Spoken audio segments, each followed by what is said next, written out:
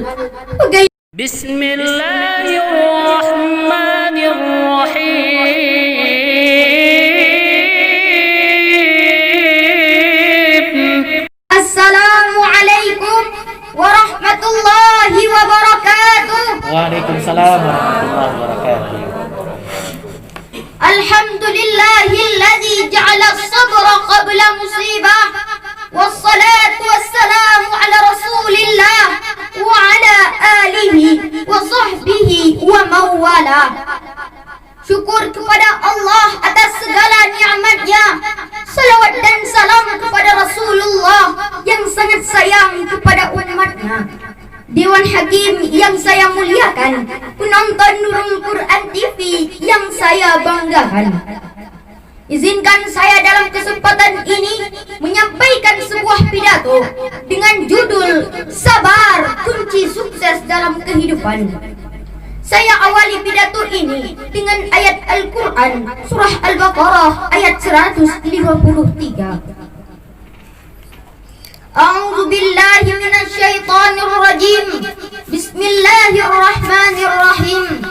Innallaha ma'as sabirin.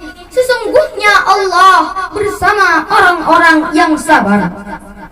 Hadirin, Imamul Ghazali membagi sabar kepada 3. Sabar dalam taat, sabar untuk tidak melakukan maksiat, dan sabar ketika datangnya cobaan.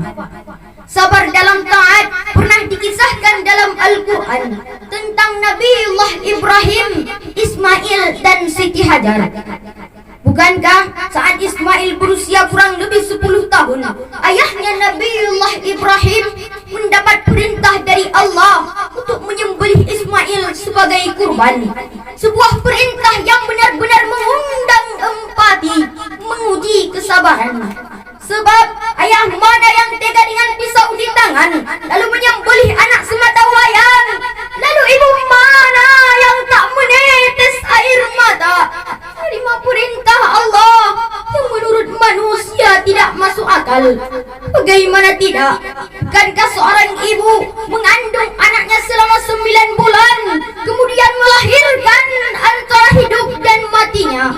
Sebuah perjuangan yang tak bisa ditakar dengan uang. Nah hadirin, kesabaran bagi mereka adalah kekuatan supaya ikhlas menerima perintah Allah lalu mengalahkan syaitan. Inilah jawaban Ismail yang menyayat hati, menggetarkan jiwa siapapun yang mendengar. Ya abati fa'al ma tu'maru satajiduni insyaallah minas sabirin. Sadaqallahul azim. Wahai ayahku, kerjakanlah yang diperintahkan kepadamu. InsyaAllah engkau akan mendapatiku termasuk orang-orang yang sabar. Quran Surah As-Saffat ayat 102. Ternyata hadirin, hikmah kesabaranlah Allah ganti leher Ismail dengan seekor kibas sebagai kurban. Penonton Nurul Quran TV yang dirahmati Allah, sabar yang kedua adalah menahan diri untuk tidak melakukan maksiat kepada Allah. Sabar atas taat itu susah, tapi sabar untuk tidak melakukan maksiat jauh lebih susah. Nabi Adam, hamba Allah yang taat dan mulia, bahkan malaikat pun Allah perintahkan untuk sujud kepadanya. Tapi Nabi Adam tergelincir karena kesalahannya justru ketika dalam syurga. Lalu bagaimana dengan kita cucunya yang godaannya jauh lebih besar? Maksiat pun mudah didapatkan. Ada maksiat di kantor ketika sedang bekerja, di pasar ketika sedang beli gula. Ada maksiat di tangan ketika menebarkan berita hoax yang belum jelas kebenarannya. Begitu juga pergaulan bebas yang tiada batasnya. Maka pantas kita belajar dari Nabi Yusuf untuk menjaga diri dari maksiat dan dosa. Bukankah Nabi Yusuf pernah digoda oleh seorang perempuan yang bernama Zulaiha, berparas cantik, istri seorang bangsawan terkemuka?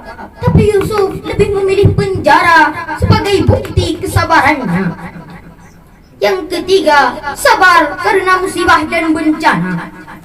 Hadirin, tidak ada seorang manusia pun di dunia ini yang mampu menghindari musibah dan bencana, baik akibat ulah tangan manusia yang disebut dengan bala atau ujian dari Allah untuk menguji keimanan hamba. Sebab ketika Allah mengukur keimanan seorang hamba, maka Allah menguji tingkat kesabarannya. Bukankah Rasul menyampaikan, sabar setengah dari iman, as-sabru nisful iman, hadis riwayat Al-Hakim. Maka kalau ingin sukses dalam kehidupan, sabar adalah jawabannya.